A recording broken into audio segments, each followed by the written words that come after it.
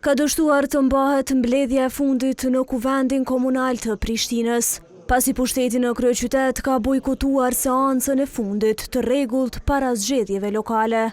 Në sallë të pranishëm nuk ishin as përfaqësuesit e AK-s, të cilët së bashku me ata të LDK-s kanë munguar edhe në Komitetin për Politikë dhe Financa, të mbajtur të hënën. Opozita kishte paraparë që t'i fuste në rand të ditës votimin për buxhetin e bllokuar të vitit 2026 dhe gjetjet e raportit të auditimit.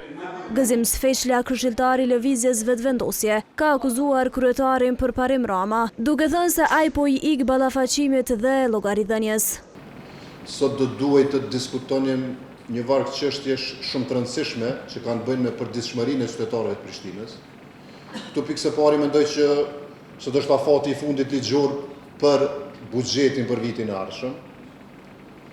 Gjithashtu do duhet të diskutonim për raportin e auditimit, ku janë gjetur një varg shkeljesh ligjore, administrative e keqpërdorime të buxhetit të qytetarëve të Prishtinës.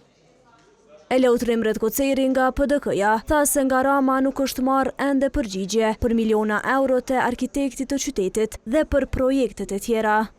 Ende nuk kemi përgjigje për 12 milion euro të arkitektit të kryeqytetit. Nuk kemi shpjegim për gjetjet e auditorit dhe për miliona euro që nuk dihet se ku kanë përfunduar.